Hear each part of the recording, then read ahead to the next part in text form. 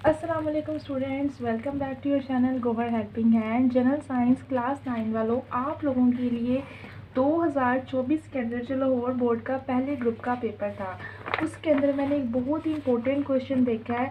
Page number यहाँ पे था आई थिंक 102 के ऊपर। जी हाँ, यही नाइट्रोजन का किरदार। आज हमने पढ़ना है हवा में मौजूद। क्वेश्चन आया था 2024 में, बोर्ड में से क्वेश्चन आया था, हवा में मौजूद दो एलिमेंट्स में से कोई से दो की अहमियत बताएं। कि हवा के अंदर जितने गैसीज एलिमेंट पाए जाते हैं उनमें से कोई दो की अहमियत बताएं। आई थिंक चैप्टर नंबर 2 में से क्वेश्चन था आपका। मैंने यहाँ पे पढ़ा है नाइट्रोजन और ऑक्सीजन का किरदार। इसमें मुझे ऐसा लगा कि बहुत सारी मुश्किल बातें हैं कि बच्चे अगर सिर्फ उसे याद करने लग जाएंगे ना तो उनके ऊपर से गुजर जाएंगे, उन्हें याद नहीं होंगी, लाइंस जो है ना वो जहन में नहीं रहेंगी। अगर आप इस वीडियो के ज़रिए इसको याद करेंगे, समझेंगे, कॉन्सेप्ट क्लियर करेंगे तो आपको बहुत जल्दी ऐसे मिनटों में याद हो जाएगा। तो चलते हैं आज के टॉपिक की तरफ पढ़ते हैं। हवा के अंदर नाइट्रोजन भी है और ऑक्सीजन भी है। सबसे पहली बात, हवा के अंदर नाइट्रोजन है जी 78%। हमारे इर्द गिर्द जितनी भी दुनिया में हवा पाई जाती है, जो एयर है, उसके अंदर 78% हिस्सा, 100 के अंदर से 70% तो मैक्सिमम होता है, उससे भी ज़्यादा 78% हिस्सा जो है वो नाइट्रोजन है और बाकी 21% हिस्सा जो है वो ऑक्सीजन है। ठीक है, 21% हिस्सा यानी कि ऑक्सीजन है और सबसे ज़्यादा नाइट्रोजन है और उसके बाद छोटी मोटी थोड़ी सी गैसेस हैं। इनको मिलाएं तो हमारे आसपास जो हवा है वो बनी है इनसे मिलकर। नाइट्रोजन सबसे ज़्यादा रखो 78%, ऑक्सीजन रखो 21%। अब हम पढ़ते हैं कि नाइट्रोजन का किरदार क्या है। हवा में नाइट्रोजन क्या कर रही है, नाइट्रोजन के हवा में होने से क्या फ़र्क पड़ता है और ना हो तो क्या होगा। पढ़ते हैं जी। पहली लाइन, आपका पहला पॉइंट उन्होंने बना दिया, बुक के अंदर सिर्फ लाइंस लिखी हुई हैं, यहाँ पे पॉइंट बना के बता दिए।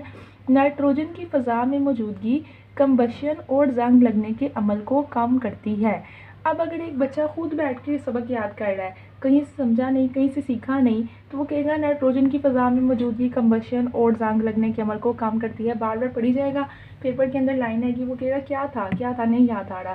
क्यों? उसे पता ही नहीं कंबशन क्या है, उसे पता ही नहीं जंग लगना क्या है, उसे यही नहीं समझ आ रही स्टूडेंट को कि जंग लगने और कंबशन को नाइट्रोजन से कम कैसे हो रही है। तो ये आपको मैं समझाती हूँ। चलते हैं अपने टॉपिक की तरफ। सबसे पहले आप देख लीजिए, इम्पोर्टेंट तरीन बात है, नाइट्रोजन गैस है। ठीक है, ये वो गैस है जो हवा के अंदर सबसे ज़्यादा पाई जा रही है 78%। उसके बाद दूसरी गैस है जिसका नाम है ऑक्सीजन, ये हवा के अंदर पाई जा रही है 21%। अब हवा के अंदर तो ये चीज़ें हैं। अगर हम कहीं पे भी दुनिया के अंदर आग लग रही है, ठीक है, एक लकड़ी को, ये लकड़ियाँ ले लें दो मेरे पास, मिसाल के तौर पर समझ लेंगे 3 लकड़ियाँ हैं, यहाँ पे नीचे इनके चल रही है जी ये फायर, ठीक है, आग लगी हुई है। अब क्या होगा, अगर हवा के अंदर नाइट्रोजन है ना, ठीक है, और ऑक्सीजन कम है, जितनी ऑक्सीजन लगती जाएगी ना हवा को, हवा उतनी भड़क जाएगी। ठीक है, आग भड़क जाएगी ऑक्सीजन के लगने से। ठीक है, जितनी हवा के अंदर आग होगी ऑब्वियसली हवा ज़्यादा चलेगी। पंखा चला दो आप आग लगा के तो क्या होएगा, आग भड़केगी ना, ज़्यादा हो जाएगी। लेकिन हवा के अंदर ऑक्सीजन कम है, नाइट्रोजन ज़्यादा है, जिसकी वजह से ऑक्सीजन मिलेगी ही कम, आग भड़केगी कम। तो आग का भड़कना, इसे हम कहते हैं इंग्लिश में कंबशन, COMBUSTION, कंबशन, और उर्दू में इसको इस तरह से लिखते हैं। तो ये आग के भड़कने के अमल को कहते हैं, जो आग लगाओ वो इतनी ज़्यादा हो जाए उसे कहते हैं कंबशन। ये होएगी तब ज़्यादा अगर दुनिया में ज़्यादा ऑक्सीजन हो, लेकिन दुनिया में ऑक्सीजन नहीं है, दुनिया में ऑक्सीजन कम हो गई है नाइट्रोजन के ज़्यादा होने से, जिसकी वजह से आग ज़्यादा भड़कती नहीं है और कंबशन का अमल कम हो जाता है। तो इनडायरेक्टली, डायरेक्टली वो कुछ नहीं कर रही, वो बस पड़ी हुई है, लेकिन क्योंकि नाइट्रोजन है तो इतनी ऑक्सीजन को जगह ही नहीं मिलती, हवा के अंदर ऑक्सीजन कम है तो आग लगती है तो वो कम भड़कती है। सोचो अगर क्या हो, अगर दुनिया के अंदर उल्टा कर दो, 20% नाइट्रोजन कर दो, 80% ऑक्सीजन कर दो, नाइट्रोजन अपना आप कम कर दे, नाइट्रोजन 20% रह जाए दुनिया में, तो क्या आएगा, कहीं छोटी सी भी आग लगी ना, चिंगारी भी, उसको 80% हवा मिलेगी, वो भड़क के इतनी बड़ी हो जाएगी, ब्लास्ट हो जाएगा। छोटी सी आग भड़क के दुनिया में आग ही आग लग जाएगी हर तरफ, अगर नाइट्रोजन ना हो, नाइट्रोजन कम हो जाए। तो ये था नाइट्रोजन का पहला किरदार कि नाइट्रोजन कंबशन के अमल को कम कर रही है। अब कुछ समझ आया कि क्या लाइन थी। दूसरा आ गया जी रस्टिंग, RUSTING। रस्टिंग कहते हैं लोहा है ना उसको जंग लगना। हमारे पास लोहे की कैंची हो उसको जंग लग जाता है, लोहे की सीढ़ी होती है घरों में उसको जंग लग जाता है, हर लोहे की चीज़ को जंग लगता है। वो कैसे? नाइट्रोजन जो है वो लोहे को जंग लगने से कैसे बचा रही है। इस तरह से रस्टिंग जो है उसके अंदर भी नाइट्रोजन कम है। रस्टिंग जंग लगने के लिए ना ऑक्सीजन होती है ना जो हवा के अंदर, वो पानी जो बादलों से लेती है, वाटर, ऑक्सीजन और वाटर दोनों मिलते हैं और लोहे के ऊपर रिएक्ट करते हैं। लोहा क्योंकि एक मेटल है तो उसको ऑक्सीजन और वाटर जब मिलकर रिएक्शन देते हैं तो उसको जंग लग जाता है, रस्टिंग हो जाती है। अब फिर से वही बात आ गई, क्योंकि ऑक्सीजन कम है और नाइट्रोजन ज़्यादा है तो ऑक्सीजन मिलती ही नहीं है इतनी ज़्यादा लोहे को, कम ऑक्सीजन होती है, पानी अकेला रह जाता है, इनकी इतनी पावर ही नहीं होती और ज़्यादा जंग नहीं लग रहा दुनिया में, लग रहा है लेकिन अगर नाइट्रोजन ख़त्म कर दो, समझ लो कि दुनिया में नाइट्रोजन ख़त्म हो गया, बाकी सिर्फ क्या बची है? ऑक्सीजन ही ऑक्सीजन। तो फिर क्या होगा? हर चीज़ को जंग लग जाए, हर आग जो छोटी सी है वो भड़क कर बहुत ज़्यादा हो जाए, दुनिया ब्लास्ट भी हो जाएगी और दुनिया को जंग आलूद भी हो जाएगी। तो इस तरह इनडायरेक्टली, मेनली वो कुछ नहीं कर रही लेकिन एक उसकी मौजूदगी ही काफ़ी है, उसका डर ही काफ़ी है कि वो है तो ऑक्सीजन इतनी ज़्यादा नहीं हो रही, चीज़ों को मिल ही नहीं रही है। तो नाइट्रोजन के 78% दुनिया में होने की वजह से कंबशन का अमल कम हो रहा है और रस्टिंग का अमल कम हो रहा है। तो ये था आपका पहला पॉइंट। अब कुछ दिमाग में समझ आई कि नाइट्रोजन में क्या होता है, जो हवा में नाइट्रोजन की मौजूदगी है उसकी वजह से कंबशन का अमल भी कम हो रहा है और जंग लगने का यानी रस्टिंग का अमल भी कम हो रहा है। अब ये लाइन समझ आई है ना? अब याद करते हुए भूलेगी नहीं कि नाइट्रोजन क्या कर रहा है दुनिया में। आगे बढ़ते जी, नाइट्रोजन पौधों और जानवरों में प्रोटीन की सूरत में पाई जाती है। जानदार पौधों और दूसरे जानवरों से प्रोटीन हासिल करते हैं। इसका मैं अब आपको बताती हूँ नाइट्रोजन क्या करते हैं पौधे और जानवर। सबसे पहले होते हैं जी पौधे। पौधे जो है ना वो हवा के अंदर से ना नाइट्रोजन लेते हैं, ठीक है, हवा के अंदर से पौधों ने ली नाइट्रोजन। अब जो नाइट्रोजन उन्होंने हवा के अंदर से लिया उसकी हवा के अंदर से पौधों ने खुद ब खुद बना लेने हैं एक चीज़ जिसे हम कहते हैं नाइट्रेट्स, ठीक है। वो मिलनी है खाद को, खाद में यानी कि जो पौधों की खाद बननी है उसके अंदर नाइट्रेट्स शामिल हो जाते हैं, हवा से नाइट्रोजन और पानी मिलते हैं, नाइट्रेट्स बनाते हैं और वो खाद, यही खाद जो है पौधों की प्रोटीन है। अब इसी खाद से पौधों ने अपना खाना बनाना है, अपना कलर बनाना है, जो उनका क्लोरोफिल उनका कलर है वो बनाना है। क्लोरोफिल ना पौधों के कलर को कहते हैं, याद रखना आपने, क्लोरोफिल। पौधों का ग्रीन कलर होता है ना, सब्ज़ रंग, वो क्यों होता है? क्योंकि इनके अंदर एक चीज़ होती है जिसका नाम होता है क्लोरोफिल। तो ये भी पौधों को मिलना है, प्रोटीन मिलनी है, उनको खाना मिलना है, इस खाद के अंदर से उन्होंने सब कुछ करना है।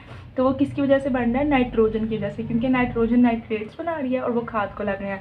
अब पौधों को खाद कौन दे रहा है? पौधों को प्रोटीन कौन दे रहा है? नाइट्रोजन। अब यही खाद खाई जानवरों ने, इस पर जिंदा रहने हैं जानवर जो हर्बीवर्स होते हैं, जो घास खाते हैं। अब जानवरों को भी खाद मिल रही है, खाद कहाँ से बन रही है? नाइट्रोजन से। अब इन्हीं जानवरों को खाया इंसानों ने और इंसानों को प्रोटीन मिलती है जानवरों से, जैसे गोश्त का, मुर्गी का, बकरे का, तो आपको प्रोटीन मिलती है। इंसानों को प्रोटीन मिलती है जानवरों से, जानवरों को प्रोटीन मिलती है खाद से, पौधों को प्रोटीन मिलती है खाद से और खाद बनती है नाइट्रोजन से। तो ये सारा कुछ दुनिया के निज़ाम पर कौन चला रही है? नाइट्रोजन। अगर नाइट्रोजन ख़त्म हो जाए, दुनिया से नहीं रहती है, तो पौधों के पास खाद ही नहीं है, जानवरों के पास खाने के लिए घास नहीं है, इंसानों के पास गोश्त नहीं है खाने के लिए, सारे भूखे रह गए। तो एक हिसाब से सबको जो है वो कौन बचा रही है? नाइट्रोजन। याद रखना आप लोगों ने, ठीक है। दूसरा पॉइंट भी समझ आ गया। पहला पॉइंट क्या था कि नाइट्रोजन का हवा में सिर्फ मौजूद होने से ही कंबशन भी कम हो रहा है, भड़क नहीं रही आग, और जंग लगना भी कम हो रहा है, वरना सब कुछ जल जाए और सब कुछ राख हो जाए। दूसरा, नाइट्रोजन ना हो, पौधे, जानवर, इंसान सब भूखे मर जाए, प्रोटीन ही ना मिले किसी को। जानदार पौधों और दूसरे जानवरों से प्रोटीन हासिल करते हैं, ये भी बता रहे हैं ना, जानदार यानी इंसान पौधों से लेते हैं और जानवरों से प्रोटीन, तो वो पौधे और जानवर किससे ले रहे हैं? नाइट्रोजन से। तीसरा पॉइंट आ गया, पौधे अपनी नाइट्रोजन ज़मीन से नाइट्रेट्स की शक्ल में जड़ों के ज़रिए हासिल करते हैं। बताया ना, पौधों को खाना कहाँ से मिलता है? नाइट्रेट से नाइट्रोजन मिलती है। कैसे? ज़मीन के अंदर ना, जड़ों के अंदर वो आ जाती है, हवा के ज़रिए फैलती हुई ना, उनकी जड़ों के अंदर नाइट्रेट्स बन जाते हैं जो कि नाइट्रोजन की वजह से होते हैं, उनसे उनको प्रोटीन मिलती है। बिल वास्ता, यानी बिल वास्ता होता है जी डायरेक्ट, जैसे आपके अबू ने आपको कोई काम कहा है, आपने वो कर दिया, तो ये बिल वास्ता हो गया। आपके अबू ने आपकी अम्मी को कहा है कि इस बच्चे को वो ये काम करे, आपने किया तो काम अबू का ही है, लेकिन किसके कहने पे किया? अम्मी की, तो वो गया बिला वास्ता। डायरेक्ट और इनडायरेक्ट, समझ आई? बिल वास्ता डायरेक्ट ले लो या बिला वास्ता इनडायरेक्टली ले लो। नाइट्रोजन मिल कहाँ से रही है? पौधों से, जानवरों से, इंसानों में ही जा रही है। तो ये तीसरा पॉइंट भी आपका क्लियर हो गया। चौथे पॉइंट की तरफ आते हैं। पौधों की ज़िंदगी के लिए नाइट्रोजन अहम है। पौधों की ज़िंदगी के लिए नाइट्रोजन क्यों अहम है? अगर नाइट्रोजन नहीं है तो वो खा ही नहीं सकते कुछ, उनके पास खाद ही नहीं है, नाइट्रेट्स ही नहीं है, क्योंकि ये प्रोटीन्स बनाती है। प्रोटीन्स कैसे बनाती है? बताया ना, नाइट्रोजन है नाइट्रेट्स बनाती है, वो उनकी प्रोटीन होती है। जैसे हम गोश्त खाते हैं ना, पौधे नाइट्रेट्स खाते हैं, तो वो प्रोटीन होती है, वो कौन बना रही है? नाइट्रोजन। एंजाइम्स बनाती है, एंजाइम्स यानी एनर्जी। हम खाना खाते हैं, हमें एनर्जी मिलती है ना, ताकत, पौधों को एंजाइम्स मिलते हैं, तो ये एंजाइम्स भी कौन बना रही है? नाइट्रोजन। क्लोरोफिल, क्लोरोफिल क्या है? सब्ज रंग होना। पौधों के सब्ज रंग होना क्लोरोफिल की निशानी है। जिस पौधे के अंदर क्लोरोफिल कम है ना, उसका रंग हल्का सब्ज होगा। जिसके अंदर क्लोरोफिल ज़्यादा है वो फुल हरा हरा दरख्त होगा। जैसे इंसानों में जिसका रंग पीला है इसको कमजोरी है, जिसका फुल सफ़ेद है ये सही खा पी रहा है, ऐसे कहा जाता है ना, ऐसे क्लोरोफिल पौधों का कलर है। तो क्लोरोफिल हो गया, एंजाइम्स होगी, उनकी ताकत होगी, प्रोटीन्स हो गया, उनका खाना हो गया। उनका खाना, उनकी ताकत और उनका रंग, यानी उनके सारे सिस्टम जो है वो कहाँ से चल रहा है? नाइट्रोजन से। क्लोरोफिल पौधों में फोटोसिंथेसिस के लिए भी ज़रूरी है। फोटोसिंथेसिस के, हम खाना खाते हैं तो क्या होता है? हजम हो जाता है। पौधों का जो है वो अमल कौन सा होता है? फोटोसिंथेसिस का। जैसे हम खा के हजम करते हैं, पौधे पहले खुराक बनाते हैं, हजम करते हैं, उसे फोटोसिंथेसिस कहते हैं। एक लंबा क्वेश्चन है, आपको समझा देंगे। आखिरी क्वेश्चन, यहाँ तक 3 पॉइंट पूरे हो गए हैं। दूसरा और तीसरा पॉइंट ना एक जैसे ही थे, तीसरा और चौथा सॉरी, बल्कि ये 3 पॉइंट सेम एक ही बात को लेके हैं। वो यही बात है कि नाइट्रोजन और पौधे, और पौधों से जानवर, और जानवरों से इंसानों की प्रोटीन। पहला पॉइंट वो अलग था, कंबशन और जंग लगना। तीसरा और आखिरी पॉइंट बहुत इंपॉर्टेंट पॉइंट है, वो है जी नाइट्रोजन चक्कर। ठीक है, नाइट्रोजन साइकिल। ये दुनिया में ना एक बड़ी बात है, अजीब बात है, मैं आपको बताती हूँ वो क्या है। हवा के अंदर होती है नाइट्रोजन, ऐसे ही है, सबको पता चल गया हवा के अंदर नाइट्रोजन है 78%। नाइट्रोजन चली जाती है जी पौधों के अंदर। कैसे जाती है? नाइट्रेट्स बनते हैं जड़ों के अंदर, वो खाद बनाते हैं, वो पौधे खा लेते हैं, पौधों को खा लेते हैं जानवर, तो ऐसे नाइट्रोजन चली जाती है जानवरों के अंदर। ठीक है, और फिर जानवरों जो है वो जब खा लेते हैं ना, तो वो नाइट्रोजन वापस चली जाती है जब जानवर गलते सड़ते हैं। अब नाइट्रोजन आई पौधे के अंदर, पौधे से गई जानवर के अंदर, जानवर खा के मर गया। अब जानवर मर गया और उसकी बॉडी जो है वो पड़ी हुई गल सड़ रही है। उनको कौन सा कोई दफनाते हैं, है ना, जानवरों को गलने सड़ने से। अब जो है ना उससे दोबारा बनेगी नाइट्रोजन। जब कोई डेड बॉडी जानवरों की पड़ी हुई गलती सड़ती है ना, तो बनती है नाइट्रोजन। वो नाइट्रोजन बन के दोबारा कहाँ चली गई? हवा के अंदर। तो इस तरह नाइट्रोजन बनती भी जा रही है, पौधों तक जाती जा रही है, पौधे खा के जानवरों को देते जा रहे हैं, जानवरों ने खा के मर रहे हैं और मार के दोबारा नाइट्रोजन दे रहे हैं, और नाइट्रोजन जो है दोबारा हवा में जाती जा रही है। तो नाइट्रोजन हवा में कम नहीं होती इसीलिए, वरना सारे नाइट्रोजन पौधे ले गए, हवा में तो नाइट्रोजन कम होनी चाहिए, लेकिन जानवरों ने खा के दोबारा मर भी तो गया ना, तो मर के नाइट्रोजन वापस करी जा रहे हैं, कायनात की नाइट्रोजन उसको वापस दे रहे हैं। तो इससे कहते हैं नाइट्रोजन चक्कर, यानी जितनी नाइट्रोजन गई है वही सारी वापस आ गई हवा के अंदर। तो ये नाइट्रोजन चक्कर है दुनिया में जो चल रहा है, यही लाइन उन्होंने कही है, नाइट्रोजन चक्कर से हवा में नाइट्रोजन की मिकदार मुस्तकिल रहती है।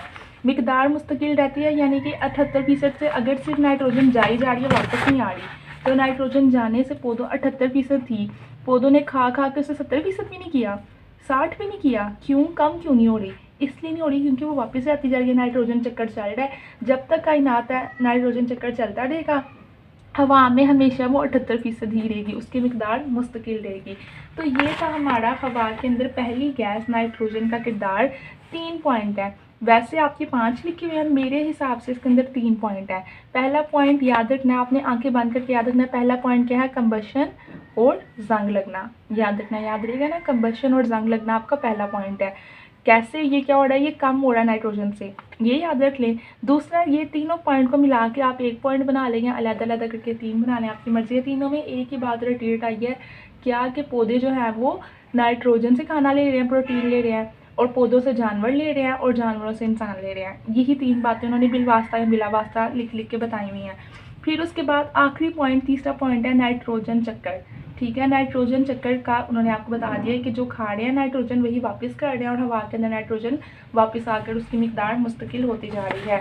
तो मेरे साथ आप ये 3 पॉइंट ना नोट्स बना लें, अपने एक नोट्स बनाएं, उसके ऊपर लिखें नाइट्रोजन का किरदार, स्टिकी नोट्स लें। ठीक है, नाइट्रोजन का किरदार। और ना अपने सेकेंड चैप्टर के लिए ना एक स्टिकी नोट्स बनाएं बड़े सारे, उसके ऊपर हर टॉपिक के ना 3-3 पॉइंट लिखते जाएं, की पॉइंट। जिस दिन आपका पेपर हो आपको रिवीजन करने की ज़रूरत ही ना रहे, आप सिर्फ ये स्टिकी नोट देखो, आपको याद आ जाए, अच्छा ये टॉपिक में ये लिखा, वह रिवाइज हो गया। पहला टॉपिक है नाइट्रोजन का किरदार, उसके अंदर आप ना 3 डॉट्स लगा के लिख लें, नाइट्रोजन के किरदार में यहाँ लिख लें कंबशन, ठीक है, और रस्टिंग। जब आप ये देखेंगे आपको याद आ जाएगा कि कंबशन और रस्टिंग यानी कि जंग लगना और आग का भड़कना कम है दुनिया में नाइट्रोजन की वजह से। दूसरा लिख लें पौधों की प्रोटीन, कि पौधों को जो प्रोटीन मिल रही है वो नाइट्रेट्स की शक्ल में मिल रही है और वो जानवर ले रहे हैं और जानवरों से इंसान ले रहे हैं। तो सारे ज़िंदा क्यों है, सबको खाना क्यों मिल रहा है, नाइट्रोजन की वजह से। तीसरा आप लास्ट लिख लें नाइट्रोजन चक्कर। सिर्फ इतना बस। आपकी बुक के ऊपर पेपर वाले दिन बोर्ड का पेपर है, कल टाइम नहीं है, टॉपिक रिवाइज करना है आपने। ये 3 जो हैं ये पढ़े पॉइंट्स और आपका टॉपिक ऐसे करके रिवाइज हो गया।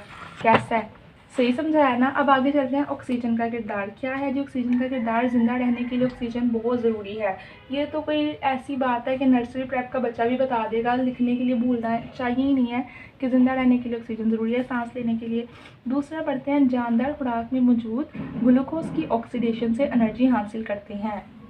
अब हम खाना खाते हैं, हमें एनर्जी मिल जाती है। क्या जादू हो जाता है? खाना पेट के अंदर गया, एनर्जी आ गई। जादू नहीं होता है, एक अमल होता है। क्या अमल होता है? ऑक्सीडेशन का अमल।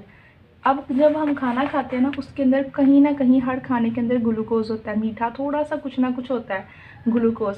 वो खाना अंदर जाते ही फ़ौरन से ऑक्सीडेशन हो जाती है। ऑक्सीडेशन मतलब उसके अंदर से इलेक्ट्रॉन निकल आते हैं, ठीक है, ऐसे ऐसे पार्टिकल निकल आते हैं जिन्हें कहते हैं इलेक्ट्रॉन। ये पार्टिकल होते हैं एनर्जी, ये होते हैं एनर्जी, ठीक है। तो ग्लूकोज की ऑक्सीडेशन का मतलब होता है इलेक्ट्रॉन्स निकलना, करंट निकलता है ना, जैसे ऐसे इंसान के अंदर एनर्जी निकलती है। तो खाना ऑक्सीजन की वजह से हो रहा है।